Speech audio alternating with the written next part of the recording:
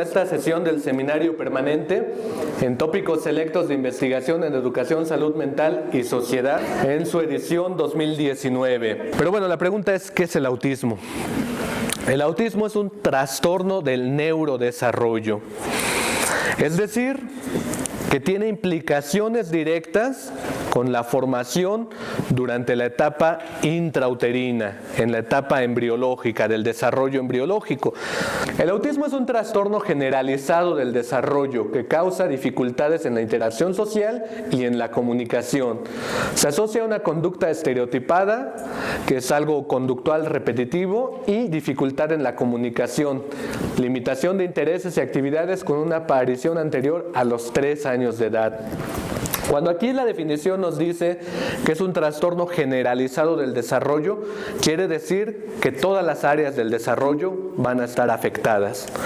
¿Cuáles son estas áreas del desarrollo? La comunicativa, la social, la de la independencia personal o adaptativa le llamamos, y la intelectual. Son 4 áreas del desarrollo.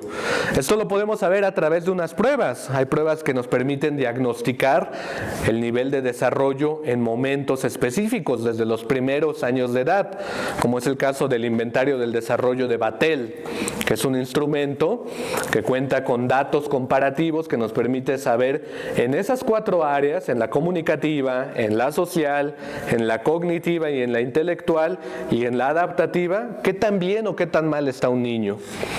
Y cuando decimos que es generalizado, ¿qué quiere decir? Que ese niño va a presentar problemas en las 4 áreas, no en una en específico. Pero la principal característica del autismo tiene que ver con la interacción social y con la parte comunicativa. En la mayoría de los casos hay retraso intelectual en la capacidad lingüística, imitación de juego simbólico, y algunos desarrollan habilidades intelectuales que se sitúan entre el nivel bajo y el nivel medio de inteligencia. Hay muchos mitos respecto a eso, porque generalmente dentro de la cultura popular se cree que el autista es un superdotado, un niño con un coeficiente intelectual muy alto.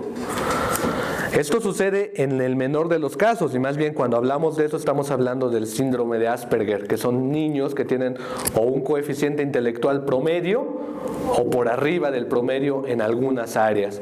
Pero cuando hablamos de autismo puro, en un gran porcentaje de los casos hay una correlación directa con retraso intelectual, es decir, que van a estar muy por abajo del promedio o por debajo del promedio, ya sea 1 o 2 desviaciones estándar. Pues resulta que una característica bien importante para darnos cuenta del autismo es que estos niños no tienen juego de tipo simbólico. ¿Qué es el juego simbólico?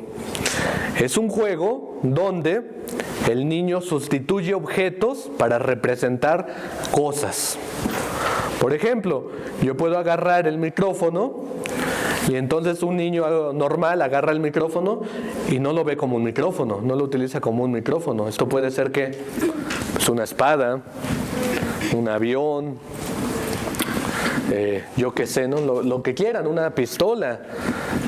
El niño tiene la capacidad de sustituir algo concreto y darle una representación simbólica. En los niños muy pequeños esto todavía no está presente. El juego simbólico no es una característica que esté presente. El juego simbólico se da en alguna etapa del desarrollo. ¿Cuándo? Cuando aparece el lenguaje. En el caso de los niños con autismo, pues ustedes ¿qué van a observar? Número 1, que el lenguaje no aparece, que hay un retraso en la adquisición del lenguaje, y 2, que por consiguiente no hay juego simbólico. Entonces, cuando ven a un niño que tiene autismo, ¿cómo interactúa? Es un niño de 7, 8 años y ustedes le dan juguetes. A veces esa es la cuestión para evaluar, ¿no? No puedo con mi prueba, no puedo con mi WIS, no puedo con mi ENFEN o lo que ustedes quieran, y le doy un juguete. Veo cómo interactúa con ese juguete. ¿Qué va a hacer el niño con autismo? Pues solamente lo que va a hacer es juego práctico, es decir, si tiene esto, pues solamente lo va a aventar y va a poder hacer eso, ¿no? O va a jugar a hablar, no va a hacer nada que sea una representación simbólica, es un juego directo, es un juego muy concreto. Otra característica que incluye el autismo son déficits en la comunicación. En algunos casos puede existir algo de lenguaje, mas no fluido. No todos los niños con autismo carecen de lenguaje. Muchos de ellos sí pueden hablar. Hay un porcentaje que no desarrolla nada de lenguaje, pero en su mayoría sí desarrollan lenguaje, aunque este lenguaje tiene un retraso en el desarrollo. Y a veces esto es una señal muy clara, porque los papás a veces lo llevan con el especialista porque creen que su hijo es sordo. Porque dicen, él no habla, ya tiene 5 años y no habla, y parece que no escucha. Porque nosotros le hablamos, le decimos por su nombre y él no voltea. Él sigue haciendo sus cosas y no lo sacamos de ahí. Parece que está sordo. Entonces la gente, los papás en su mayoría piensan que el problema es auditivo. Por eso no desarrolla el lenguaje y por eso no interactúa con los demás. Pero la realidad es que el problema es mucho más complejo, ¿no? En este lenguaje, los chicos que sí desarrollan lenguaje, desarrollan un lenguaje que le llamamos nosotros ecolálico. ¿A qué se refiere? A que hay la repetición de las palabras. Y entonces yo le digo, hola, ¿cómo te llamas? Y el chico me contesta, hola, ¿cómo te llamas? Y ya probablemente después me diga, Juan, hola, ¿cómo te llamas, Juan? Es decir, repite lo mismo que nosotros le estamos diciendo. Otra de las características de su lenguaje es que es un lenguaje estereotipado. Es decir, que no tiene una adecuada estructura gramatical, ni sintácticamente hablando. Y entonces cuando él se refiere a sí mismo, en vez de decirlo en primera persona, lo hace en tercera persona. Y entonces estos chicos pueden hablar así, Jorge quiere agua, en vez de decir quiero agua, lo hace en tercera persona, se refiere a sí mismo como en tercera persona. Y otra cosa es que también hay como ellos mismos pueden tener esta ecolalia dentro de su propio lenguaje. Y entonces si yo digo Jorge, Jorge, quiere, agua. Es decir, hay como este tipo de lenguaje. Dice que también que pueden exhibir comportamientos atípicos como manerismos, hiperactividad, apego inusual a ciertos objetos, obsesiones, compulsiones, conductas autolesivas, estereotipias, hipersensibilidad a los estímulos. ¿A qué se refiere cada uno de estos? Manerismos son como movimientos repetitivos, como tics, son tics motores. O cuando dice apego a ciertos objetos, hay un apego exacerbado. Por ejemplo, si tienen una mantita, cuidado con que usted le quite la mantita o le quite el objeto, porque eso detona en una rabieta. Otra característica cuando dice hipersensibilidad es que, por ejemplo, no les gustan los ruidos fuertes. Cuando escuchan la licuadora, se tapan los oídos como si fuera algo muy desagradable. Pero por otro lado, también hay una hiposensibilidad. Hay un umbral muy alto del dolor. Y eso puede ser muy grave en muchos casos. Porque si yo tolero un dolor muy alto y tiendo a tener conductas autolesivas, pues ¿en qué va a derivar eso? En que de repente se hacen daño muy grave. Otra característica también muy evidente es que estos niños no buscan conexión y ni requieren atención y rara vez realizan contacto visual. Esa es una característica muy específica y muy clara acerca de los chicos que tienen autismo. A ellos esto es algo que les molesta mucho, demasiado. Tanto el contacto físico como el contacto visual. ¿Qué es lo que nos hemos dado cuenta a nivel del cerebro? Pues a nivel del cerebro nos hemos dado cuenta que hay distintas alteraciones. Alteraciones que se relacionan con la corteza prefrontal, pero también con el sistema límbico. También con la cuestión temporal y con una área particular que se llama la corteza cingulada anterior o la corteza del cíngulo anterior, que se encarga de los procesos sociales, de interpretar estados emocionales. Vemos alteraciones en la corteza prefrontal, ¿por qué? Porque vemos que estas personas tienen problemas para las funciones ejecutivas, todo aquello que llamamos funciones ejecutivas. En el área de Broca, aquí vemos, esta es la cisura lateral, esta es el área 45, que es la parte posterior de la tercera circunvolución frontal, el área de Broca, lo que nos lleva a problemas en la expresión del lenguaje. En el área parietal, que se relaciona con la cuestión somatosensorial, con la representación del cuerpo.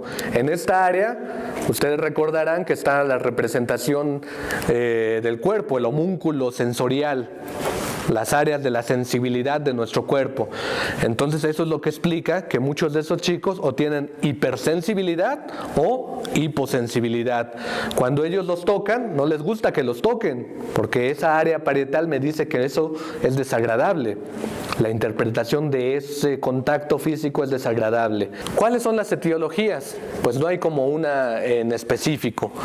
Hay muchas que hablan acerca de agentes teratógenos durante el embarazo, la exposición a agentes teratógenos, alcohol, drogas, cigarro, el virus del toxoplasma, entre muchos otros, pero también hay un grado de estas alteraciones que son de tipo genético.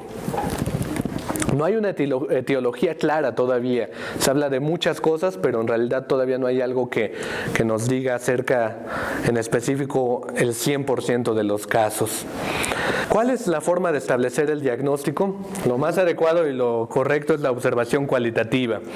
Conocer los síntomas clínicos y la interacción, es decir, cuando en mi caso, por ejemplo, acude un niño con sospecha de autismo, además de la evaluación que hago dentro del consultorio, pido a los papás que me consigan los permisos para acceder a la escuela del niño, para observar al niño en otro ambiente, para interactuar con para ver cómo ese niño interactúa con otros niños y con otras gentes.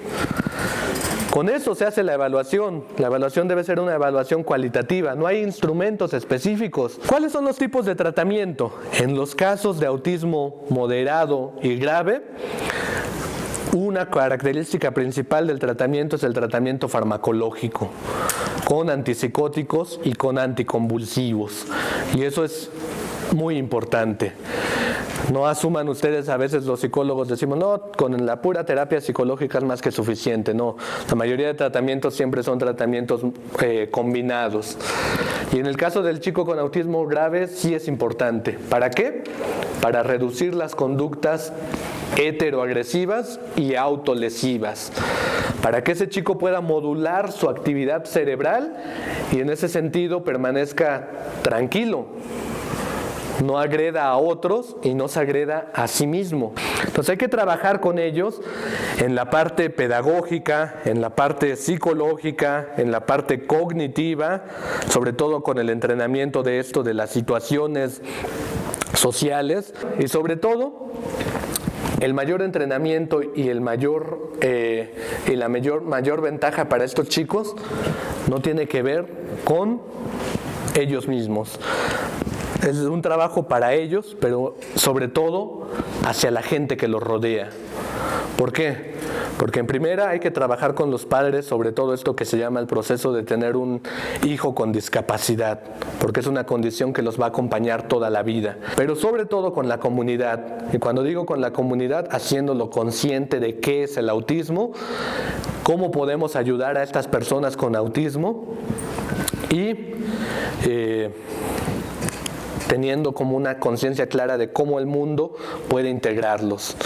Yo creo que en lo personal y como a manera de conclusión les diría que en todo este tiempo que llevo trabajando con chicos y chicas que tienen autismo, la enseñanza más grande que me han dado tiene que ver con que ellos no es que no quieran interactuar con la gente, es que les cuesta trabajo.